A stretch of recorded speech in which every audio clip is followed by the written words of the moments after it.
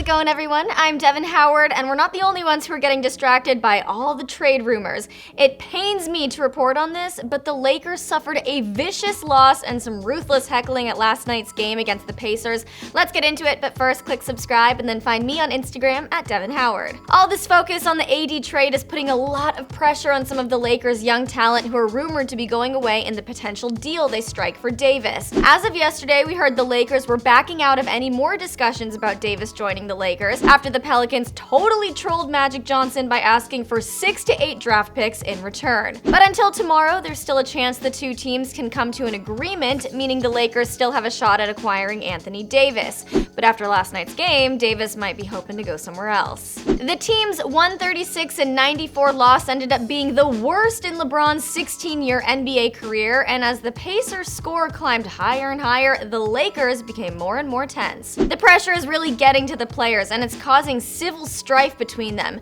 So much so that they're resorting to petty behaviors, like when LeBron sat 3 seats away from the rest of his teammates. As the score between the Pacers and the Lakers grew further and further apart, so did the space between James and the players he's supposedly working on trying to get traded. Not only that, the players were also having trouble blocking out the noise of the trade rumors because the Pacers fans were chanting it throughout the entire game. Brandon Ingram couldn't ignore the roar of people screaming, "LeBron's gonna trade you." He averaged 16 points last year in year 2. He's at 17.2 in his last 5. But JaVale McGee had it much worse. The Pacers crowd shouted, "Not worth trading." Presented it to him at the game LeBron James didn't play because McGee didn't play in the first one when they played in Golden State. Hey, at least he scored. It's obvious that the stress of the trade deadline is affecting the players, and instead of banding together to lead their team to victory, they're falling apart right in front of our eyes. After the game, James admitted that all of the talks about sending players away can't be easy on them. He said, "I know it has to be tough on a lot of our guys, especially our young guys. They've just never been a part of it, and they're hearing it every single day. There is one thing the players can avoid if they want to keep their head in the game and out of the trade talks, and that's to ditch Instagram and Twitter until after the deadline." The worst thing that you can do right now is be on social media. And I know all young guys love social media.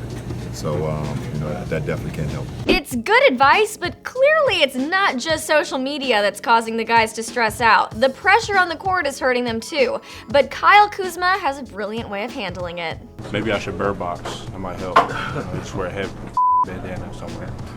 Yeah, that could help, but a blindfold won't do anything when you're on the court.